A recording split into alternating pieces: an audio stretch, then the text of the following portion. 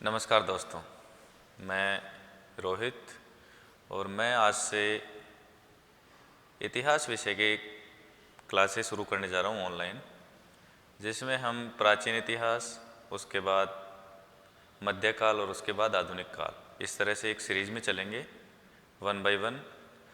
तो आज हम इतिहास की पहली क्लास शुरू कर रहे हैं, तो एक बार इतिहास के बारे में हम जानेंगे कि इतिहास क्या होता है। इतिहास होता है हमारी जो अतीत की घटनाएं होती हैं, अतीत की ऐसी घटनाएं जिन्होंने प्रत्यक्ष या अप्रत्यक्ष रूप से मनुष्य जीवन को प्रभावित किया है। भौगोलिक जीवन को मान लीजिए, सांस्कृतिक जीवन को मान लीजिए, तो उन सब घटनाओं को हम किस में शामिल करते हैं? इतिहास में। इतिहास 3 प्रकार का है, जैसे कि हम इसके बारे में और डिटेल से धीरे धीरे पढ़ते रहेंगे, लेकिन एक बार हम ब्रीफ में थोड़ा सा जान लेते हैं। इतिहास 3 प्रकार का है। सबसे पहले हम कहेंगे प्राग ऐतिहासिक काल, आद्य ऐतिहासिक काल और उसके बाद ऐतिहासिक काल। 3 जगह इसको किस तरह से डिवाइड किया गया है। प्राग ऐतिहासिक काल का कोई भी अपने को लिखित साक्ष्य नहीं मिलता। प्राग ऐतिहासिक काल में क्या था? मनुष्य यायावर प्रवृत्ति से रहता था। जो पाषाण काल था, जिस समय मतलब मनुष्य का विकास हो रहा था, जन्म हुआ था, पृथ्वी पर जीवों की उत्पत्ति प्रारंभ हुई थी, वो सारा जो होता है उसको हम प्रागैतिहासिक काल में मानते हैं। दूसरा जो हमारा है आद्य ऐतिहासिक काल, इसमें अपने को लिखित साक्ष्य तो मौजूद हैं, लेकिन इनको हम पढ़ नहीं पाए आज तक। जैसे मान लीजिए सिंधु सभ्यता के समय में अपने को जो लिपियाँ, जो भी चित्राक्षर अपने को मिले, जब अपन धीरे धीरे सिंधु सभ्यता और इनके बारे में आगे पढ़ेंगे तो अपने को पता चलेगा कि उसमें बहुत सारी ऐसे लेख, ऐसे भित्ति चित्र या फिर ऐसे गुहा अभिलेख मिले हैं जिनके बारे में आज तक उनकी लिपि को पढ़ना संभव नहीं हुआ। लिखा हुआ तो है, लेकिन हम उस लिपि को जानते नहीं है, इसलिए इसको पढ़ नहीं पाए। तो वो सारे किस में आ जाएंगे? वो सभी घटनाएं आदि ऐतिहासिक काल में आ जाएंगी। और ऐतिहासिक काल के बारे में आप जानते हैं, जिसमें लिखित साक्ष्य मौजूद भी हैं और आप उनको अच्छे से पढ़ भी सकते हैं। तो शुरू करते हैं हम आज। सबसे पहले हम अपना टॉपिक जो रहेगा,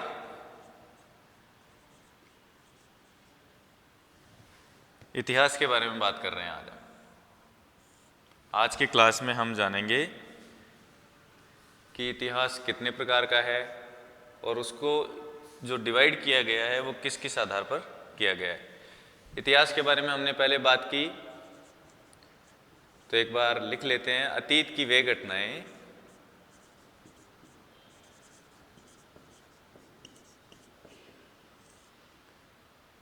अतीत की वे घटनाएं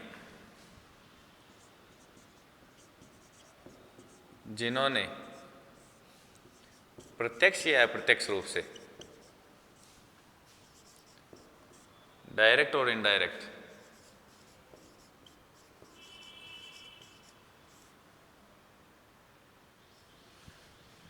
अतीत की वे घटनाएं जिन्होंने प्रत्यक्ष या अप्रत्यक्ष रूप से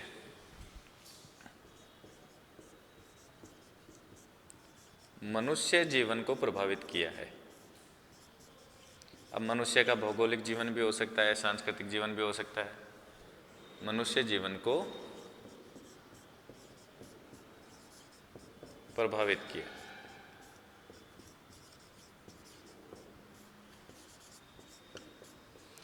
यानी अतीत की वे घटनाएं जिन्होंने प्रत्यक्ष या अप्रत्यक्ष रूप से मनुष्य जीवन को प्रभावित किया है, उसे हम किस में शामिल करते हैं? इतिहास में शामिल करते हैं। इन घटनाओं का क्रमिक रूप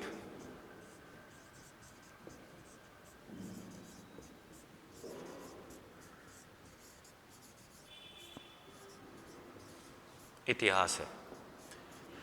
कुछ किताबों में आपको इतिहास की केवल ये परिभाषा मिलती है कि हमारे अतीत की घटनाओं का जो भी लिखित रूप है वो इतिहास है, लेकिन वो इसलिए सही नहीं है क्योंकि उसके अंदर फिर आप जैसे मान लीजिए प्रागैतिहासिक काल को क्या इतिहास में शामिल नहीं करेंगे? वो भी तो इतिहास है। तो इसलिए हम इसकी विस्तृत रूप से एक परिभाषा देखते हैं कि अतीत की वे घटनाएं जिन्होंने प्रत्यक्ष या अप्रत्यक्ष रूप से मनुष्य जीवन को प्रभावित किया है, इन घटनाओं का क्रमिक रूप क्या है? इतिहास है। क्रमिक रूप से मतलब किस तरह से मनुष्य का जन्म हुआ, उसके बाद मनुष्य में किस किस तरह से क्या क्या सुधार हुए, उसने पशुपालन, कृषि करना सीखा, अक्षरों की खोज की, आग की खोज की, पहियों की खोज की, एक जगह रहना शुरू किया, पशुपालन, कृषि। उसके बाद धीरे धीरे मनुष्य का किस प्रकार से विकास हुआ, वो सारा क्रमिक रूप से जो विकास होता है, अतीत की वे घटनाएं जिन्होंने मनुष्य जीवन को प्रभावित किया है, और उनका जो क्रमिक रूप है वो किस में आएगा, इतिहास में आएगा। नोट डाउन अगर आपको करना है तो साथ में करते रहिए।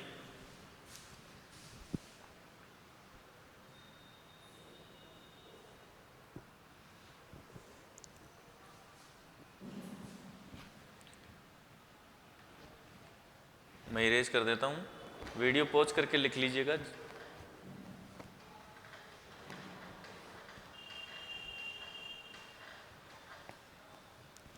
यानी हमने इतिहास के बारे में क्या समझा,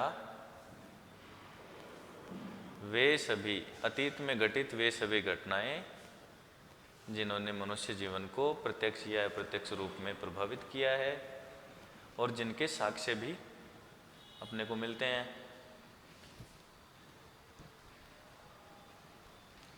साक्ष्य से मतलब ये नहीं होता है कि आपको जो लिखित प्रमाण मिले उसी को साक्ष्य माना जाए। किसी भी प्रकार के साक्ष्य हो सकते हैं, पुरातात्विक साक्ष्य हो सकते हैं, जैसे मान लीजिए पत्थर के औजार मिल गए 1842 के अंदर। कर्नाटक का एक स्थान है लिंग सुगर, वहाँ पर अपने को पत्थरों के औजार भी मिले, तो वो भी साक्ष्य में ही माने जाएंगे।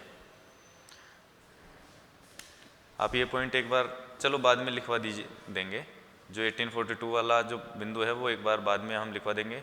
एक बार हम बात करते हैं इतिहास की, हमने परिभाषा जान ली, उसके बाद हम देखते हैं इतिहास के साक्ष्य कौन कौन से होते हैं, किस किस प्रकार के होते हैं। ऐतिहासिक घटनाओं के साक्ष्य, साक्ष्य का मतलब सबूत, 3 प्रकार के होते हैं। इतिहास के साक्ष्य कितने प्रकार के होते हैं, 3 प्रकार के।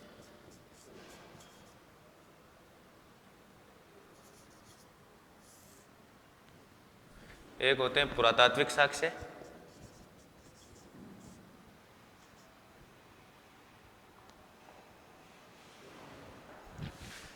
सेकंड वन साहित्यिक साक्ष्य,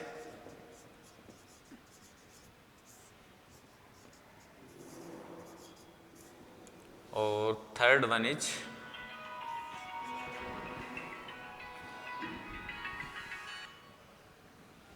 विदेशी विवरण। थर्ड वन इज विदेशी विवरण। हमने 3 इसके टाइप देखे साक्ष्य के, पुरातात्विक साक्ष्य, साहित्यिक साक्ष्य और विदेशी विवरण। भाई इतिहास जो है वो हमारे सामने तो संपूर्ण इतिहास घटित नहीं हुआ, तो प्राचीन समय में जो भी घटनाएं घटित हुई उन्हें हम किस तरह से जानेंगे, तो उसके 3 हमारे पास तरीके हैं। एक होता है पुरातात्विक साक्ष्य, एक होता है साहित्यिक साक्ष्य, और एक होता है विदेशी विवरण। तो इस तरह से ये 3 प्रकार के साक्ष्य होते हैं। अब हम पुरातात्विक साक्ष्य, साहित्यिक साक्ष्य और विदेशी विवरण, इन तीनों के बारे में अलग अलग रूप से जानेंगे कि पुरातात्विक साक्ष्य क्या होते हैं, साहित्यिक साक्ष्य क्या होते हैं और विदेशी विवरण क्या होता है। तो इसमें पुरातात्विक जो साक्ष्य होते हैं उनमें जो अभिलेख होते हैं उनको शामिल किया जाता है। अभिलेख से मतलब आप स्तंभ लेख के बारे में कह सकते हैं। एक बार ये लिख लीजिए, इसके आगे मैं आपको बताता हूँ।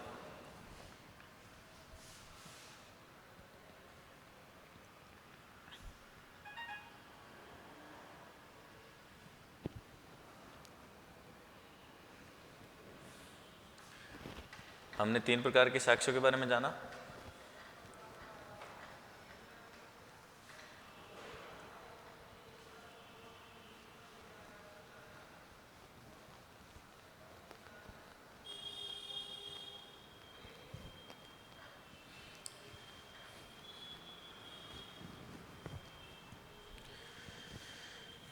YouTube पर दोस्तों आपने एक चीज़ देखी होगी, ज़्यादातर क्लासें जिस भी विषय की हैं वो या तो पेड क्लासें हैं, या फिर अगर वो फ्री ऑफ कॉस्ट है तो एक टाइम के बाद में उन पर वीडियो अपलोड होना बंद हो जाता है। जब आपको वो अच्छी लगने लगती हैं, जब आपको उन क्लासों की आदत हो जाती है, तो एक समय बाद उनका अपलोड होना बंद हो जाता है और आपकी पढ़ाई रुक जाती है। लेकिन मेरी क्लासों के साथ ऐसा नहीं है।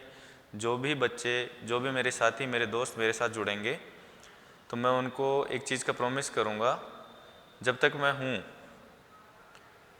जब तक मैं हूँ तब तक मेरी क्लासें आपको निरंतर रूप से अपलोड होती रहेंगी। हो सकता है लेट हो जाए, कोई क्लास 3 दिन से 4 दिन से एक बार अपलोड हो, लेकिन लगातार मैं करता रहूँगा और हमेशा फ्री ऑफ कॉस्ट सारी क्लासें रखूँगा। और कोशिश करूँगा कि इतिहास में कम से कम आपको इतना बता पाऊँ कि कोई भी कंपटीशन जो क्लास हो किसी भी प्रकार का, वो सारी कंपटीशन जो क्लासेस चल रही हैं उनके मुकाबले आपको एक बेहतर इतिहास का ज्ञान हो सके। ठीक है, हमने अब तक देखा इतिहास क्या होता है और इतिहास में साक्ष्य क्या होते हैं। तो हमने 3 प्रकार के साक्ष्यों के बारे में जाना। एक होता है पुरातात्विक, एक होता है साहित्यिक और एक होता है विदेशी विवरण। अब हम पुरातात्विक साक्ष्य के बारे में बात करेंगे कि पुरातात्विक साक्ष्य क्या होता है।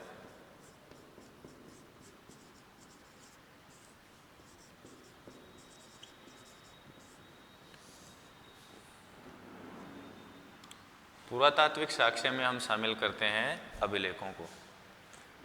आपने पुरानी क्लासों में अभिलेख का नाम सुना होगा। जैसे कि इसके नाम से पता चल रहा है अभि और लेख, अलग अलग करेंगे तो अभि और लेख, यानी कि विभिन्न जो भी कोई भी आधार है उस पर लिखे हुए जो लेख रहते हैं उनको अभिलेख कहेंगे।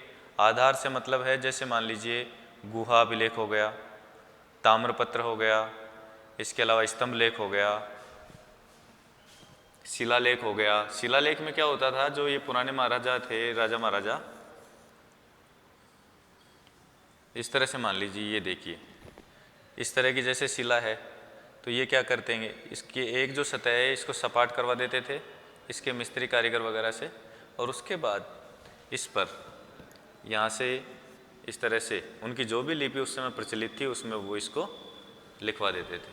तो ये क्या कहलाता है, शिलालेख। आप यहाँ लिख सकते हैं, जैसे कि इसके नाम से आप देख सकते हैं पुरातात्विक साक्ष्य में पहला अभिलेख होते हैं। पुरातात्विक साक्ष्य में कौन शामिल होते हैं, अभिलेख, और उसमें पहला हम बात कर रहे हैं शिलालेख के बारे में। हमने इसका चित्र देखा कि किस तरह से शिलालेख किस तरह से तैयार किए जाते थे। तो एक शिला को सपाट किया, शिला यानी चट्टान कह सकते हैं, उसको सपाट किया और उसके एक तरफ जिस हिस्से को सपाट किया गया है वहाँ पर कुछ उस लिपि में, उस समय प्रचलित लिपि में लिख दिया जाता था। तो ये हो गया शिलालेख। इसके बाद हम बात करते हैं स्तंभ लेख। इनके नाम से आप समझ सकते हैं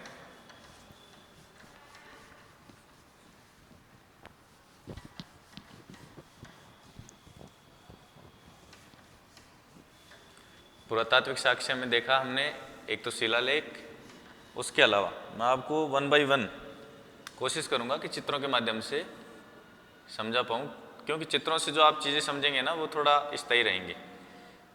इस तरह से ये देखिए, इस तरह से एक स्तंभ होता था, उस स्तंभ को बिल्कुल जैसे शिला या जो चट्टान है उसको काट करके स्तंभ बना लिया सीधा खड़ा, या फिर और भी किसी माध्यम से इस तरह के स्तंभ तैयार कर लेते थे। एक हिस्से को सपाट किया और यहाँ फिर लिपियाँ लिख दी। अशोक के स्तंभ लेख भी मिले हैं, शिलालेख भी मिले हैं। तो ये क्या हो गया, इस तरह से स्तंभ लेख तैयार हो जाता था। ये आप क्या कह सकते हैं, स्तंभ लेख। हम पुरातात्विक साक्ष्य में बात कर रहे हैं और उसके अंदर अभिलेखों के बारे में बात कर रहे हैं। 2 प्रकार के हमने देखे, एक देखा हमने शिलालेख, दूसरा कौन सा है, स्तंभ लेख। इसके बाद तीसरा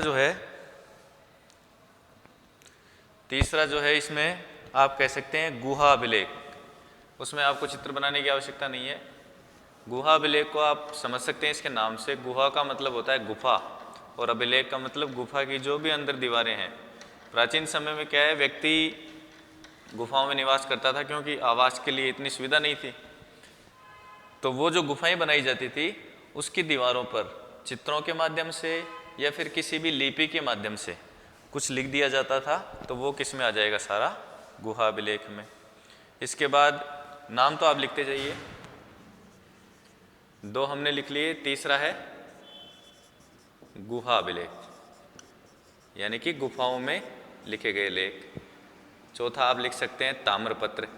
ताम्रपत्र में क्या था, तांबे की एक पतली सी परत होती थी, या मतलब तांबे की धातु से बनी हुई एक पतली पत्ती की तरह, जिस पर किसी भी माध्यम से, अब वो उस समय की तकनीक रही होगी, उस माध्यम से वो कुछ ना कुछ चित्र के द्वारा या फिर लिपि के माध्यम से समझाया जाता था, तो वो ताम्रपत्र के अंदर आता था। इस तरह से हमने पुरातात्विक साक्ष्य में देखा। पुरातात्विक साक्ष्य में हमने अभिलेखों को देखा, और अभिलेख में हमने जो 3-4 तरह के अभिलेख होते हैं, गुहा अभिलेख हमने देख लिया, शिलालेख हमने देख लिया, ताम्रपत्र हमने देख लिया। इसके अलावा और भी, जैसे आप बोल सकते हैं मृदभांड भी कह सकते हैं, मिट्टी के जो बर्तन होते हैं उन पर भी कुछ लिख दिया जाता था। भित्ति चित्र आप कह सकते हैं, मृदभांड भी इसमें आप लिख लीजिए।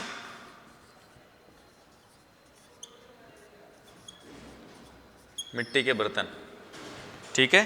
तो ये पुरातात्विक साक्ष्य हो गए। पुरातात्विक साक्ष्य के बाद हमने अभी दूसरा कौन सा टाइप देखा था? साहित्यिक साक्ष्य। दूसरा हमने देखा था साहित्यिक साक्ष्य। साहित्यिक साक्ष्य में क्या होता है? 2 तरह के साहित्य होते हैं। मोटे तौर पर 2 तरह के साहित्य होते हैं। एक होता है धार्मिक साहित्य और एक होता है धर्मेत्तर। धर्मेत्तर का मतलब होता है धर्म से अलग, जो कि धार्मिक नहीं है। हम पहले इसमें लिखेंगे धार्मिक साहित्य, और दूसरा हम लिख रहे हैं इसमें धर्मेत्तर। इसको अगर तोड़ करके देखेंगे तो धर्म से इतर, इतर यानी अलावा, तो धर्म के अलावा जो धार्मिक ग्रंथ है उनके अलावा। और एक होता है धार्मिक साहित्य। धार्मिक साहित्य के अंदर आप अपने आप नाम लिख लेंगे, रामायण है, महाभारत है, बाइबिल है, कुरान है। इससे हमें जानने को मिलता है ना इतिहास के बारे में, तो ये किस में आ जाएगा? धार्मिक साहित्य में। और धर्मेत्तर में जो भी धार्मिक साहित्य के अलावा जो भी ग्रंथ हैं वो सारे किस में आ जाएंगे? इसके अंदर। धार्मिक साहित्य के अलावा, जैसे हर एक ग्रंथ तो धार्मिक साहित्य नहीं है, उसके अलावा जो भी ग्रंथ है, कोई उपन्यास लिखा हुआ है, कोई वेद, जैसे जो भी आपको धर्म के अलावा प्राचीन समय के जो भी ग्रंथ मिलते हैं वो सारे किस में हम शामिल कर लेंगे? धर्मेत्तर। और तीसरा था विदेशी विवरण। विदेशी विवरण के बारे में जैसे जैसे हम इतिहास के बारे में और अधिक जानते जाएंगे तो आपको पता चलेगा कि कौन कौन से ऐसे विदेशी यात्री थे जो अपने यहाँ आए। जैसे इब्न बतूता आया, वेनसांग आया, मैगस्थनीज आया। तो ये सब कौन थे? विदेशी यात्री थे, और उन्होंने अपने यहाँ आकर के अपनी जो भी संस्कृति यहाँ देखी, जो भी राजनीतिक व्यवस्था देखी, जो शासन व्यवस्था देखी, तत्कालीन समय में जिस समय वो आए उस समय की जो भी उन्होंने व्यवस्थाएं देखी उसके बारे में उन्होंने अपनी किताबों में, ग्रंथों में वर्णन किया। तो हम कह सकते हैं तीसरा टाइप हमने कौन सा देखा था? विदेशी विवरण। तो विदेशी विवरण के अंदर आप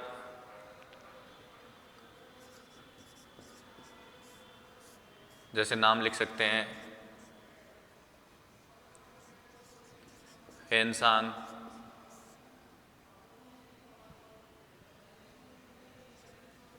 वेनसांग लिख सकते हैं आप, इब्न बतूता। और भी जैसे जैसे आप पढ़ेंगे ना तो हम देखते जाएंगे कि और भी कौन कौन से ऐसे विदेशी यात्री थे जो अपने यहाँ देश में आए और उन्होंने अपने देश की घटनाओं के बारे में वर्णन किया। वेनसांग, इब्न बतूता, फाहियान इत्यादि। तो ये हो गया विदेशी विवरण। इन्होंने जो भी अपनी किताबें लिखी उसमें अपने इतिहास की घटनाओं को वर्णन किया, तो ये विदेशी विवरण में आ जाएगा। तो हमने अब तक साक्ष्यों के 3 प्रकार देख लिए। एक हमने देखा था शुरू में पुरातात्विक साक्ष्य। साक्ष्य से मतलब क्या होता है? साक्ष्य का मतलब होता है तत्कालीन समय की घटनाओं के जो सबूत हैं, उन घटनाओं को जानने का जो जरिया है हमारे पास, उनको हम साक्ष्य कह रहे हैं। तो 3 प्रकार के हुए। एक हुआ पुरातात्विक साक्ष्य, एक हुआ हमारे सामने साहित्यिक साक्ष्य, और एक हुआ हमारे सामने विदेशी विवरण। जिसमें पुरातात्विक साक्ष्य में हमने विभिन्न प्रकार के अभिलेखों के बारे में जाना। गुहा अभिलेख होता है, स्तंभ लेख होता है, शिलालेख होता है, मृद भांड होते हैं, ताम्रपत्र होता है, उसका हमने नाम भी लिख करके देख लिया। उसके बाद हमने साहित्यिक साक्ष्य में देखा तो उसमें एक होता है धार्मिक और एक होता है धर्मेत्तर। धार्मिक साक्ष्य के अंदर जो भी हमारे धर्म से संबंधित किताबें हैं, जैसे बाइबिल है, कुरान है, रामायण है, महाभारत है, रामचरितमानस है, ये सारे धार्मिक साहित्य में आ गए जिनसे हमें अतीत की घटनाओं के बारे में पता चलता है। और दूसरा धर्मेत्तर, जो भी धार्मिक साहित्य के अलावा उस समय की जो भी किताबें बाकी और जो थी लेखकों के, हमारे भारतीय जो लेखक थे, विद्वान थे, उनके द्वारा लिखी गई, वो सब किस में आ जाएंगी? धर्मेतर में। और अंतिम था हमारा विदेशी विवरण। जो भी विदेशी यात्री हमारे किसी भी काल में, किसी भी राजा के काल में यहाँ आए तो उन्होंने जो भी हमारी शासन व्यवस्था देखी, न्याय व्यवस्था देखी, राजनीतिक व्यवस्था देखी, उन सब के बारे में वर्णन किया। जैसे फाइयान, वेनसांग मैंने आपको लिख करके बताया। तो इन सब ने जो भी वर्णन किया वो सारा किस में आ जाएगा? अपने विदेशी विवरण में। 3 प्रकार के साक्ष्य हो गए। हम बात कर रहे थे इतिहास के बारे में, हमने इतिहास के साक्ष्य के बारे में जाना। अब हम जो मैंने शुरू में आपको क्लास में बताया कि इतिहास 3 प्रकार का होता है, प्रागैतिहासिक काल, आद्य ऐतिहासिक काल और ऐतिहासिक काल। इसके बारे में एक बार लिख करके देखेंगे।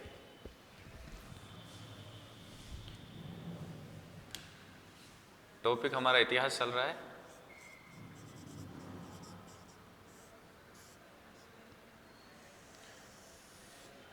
उसमें सबसे पहला है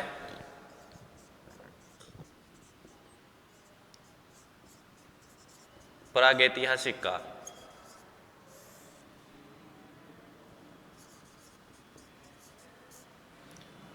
प्रागैतिहासिक का मतलब प्राग प्लस ऐतिहासिक। प्राग यानी पहले का, ऐतिहासिक यानी ऐतिहासिक। तो ऐतिहासिक जो भी काल था उससे पहले का काल क्या कहलाएगा? प्रागैतिहासिक काल। दूसरा है आद्य ऐतिहासिक काल।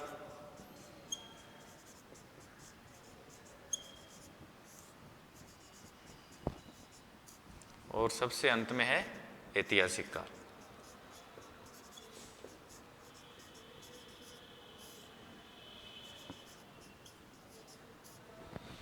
प्रागैतिहासिक काल में मैंने बताया था आपको इसके लिखित साक्ष्य मौजूद नहीं है। आद्य ऐतिहासिक काल के लिखित साक्ष्य तो मौजूद हैं, लेकिन उनकी लिपि इस तरह से थी कि हम उनको आज तक पढ़ नहीं पाए। और अंतिम है ऐतिहासिक काल, जिसके लिखित साक्ष्य भी मौजूद हैं और हम उनको पढ़ भी पाए। इसके नीचे नोट डाउन कर लीजिए एरो बना करके। लिखित साक्ष्य मौजूद नहीं। जो भी प्रागैतिहासिक काल है उसके संबंध में अपने पास लिखित साक्ष्य मौजूद नहीं है।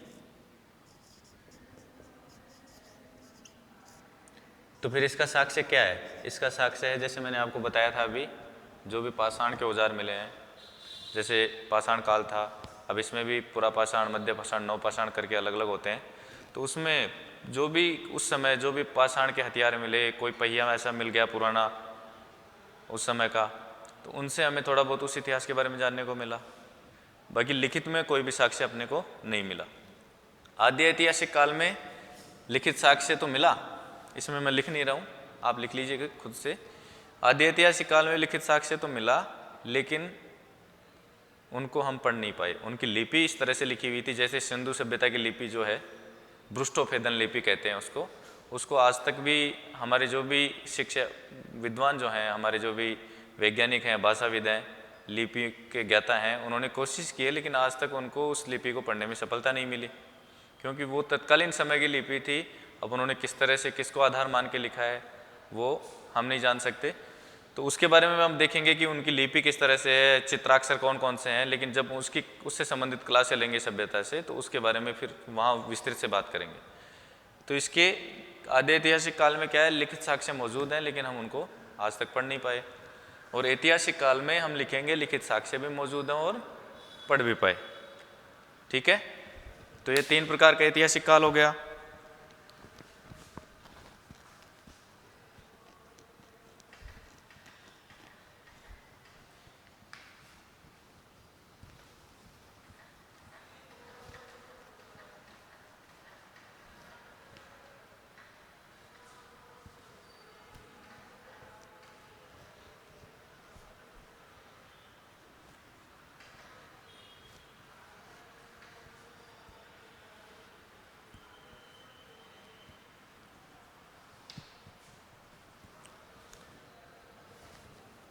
तो आज की क्लास में हमने अब तक क्या क्या समझा?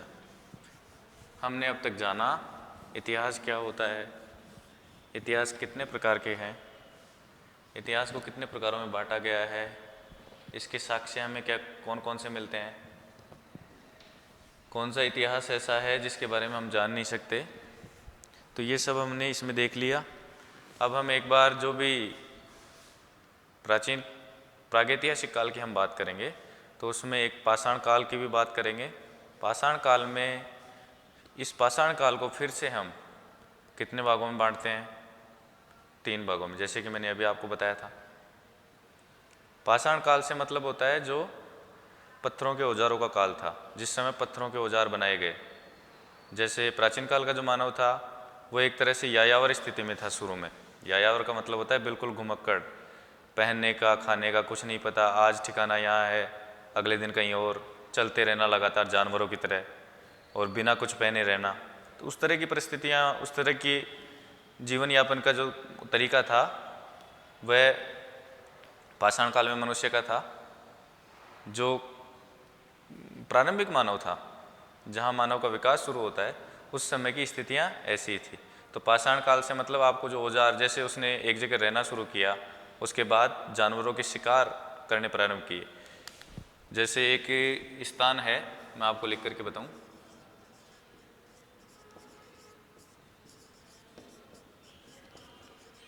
कर्नाटक के लिंगसुगर नामक स्थान से पाषाण के औजार मिले हैं। पाषाण के मतलब पत्थरों के औजार मिले हैं। क्या होता है, प्राचीन समय में जो भी मनुष्य थे उस समय उनके पास धातु का ज्ञान नहीं था। धातु का ज्ञान नहीं था, लोहे के, तांबे के, इनके बारे में नहीं जानते थे। तो उन्हें अगर किसी जानवर का शिकार करने के लिए कोई हथियार बनाना है या अपनी खेती करने के लिए, खेती में भी आज हम देखते हैं कि हमारे पास नई नई तकनीकें हैं, लेकिन उस समय खेत को खोदने के लिए उनको किसकी ज़रूरत पड़ती थी? हथियारों की, औजारों की। तो वो किससे बनाते? उस समय जो भी उनके पास अवेलेबल, मतलब जो भी पत्थर थे, उनसे काट पीट करके इस तरह से हथियार बनाते कि वो खेती भी कर पाते और उससे शिकार भी कर लेते।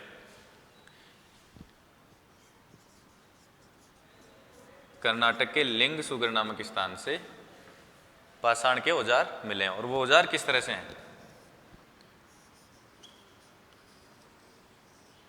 एक तरह से, जैसे मान लीजिए एक तरफ से सपाट है, दूसरी तरफ से नुकीला, या फिर इस तरह के औजार हैं। ये नुकीला औजार जो भी जानवर का, जिस जानवर का वो शिकार करते थे, उसकी चमड़ी को उसके शरीर से हटाने के लिए या उसको खाने के योग्य बनाने के लिए काम में लेते थे। इसके अलावा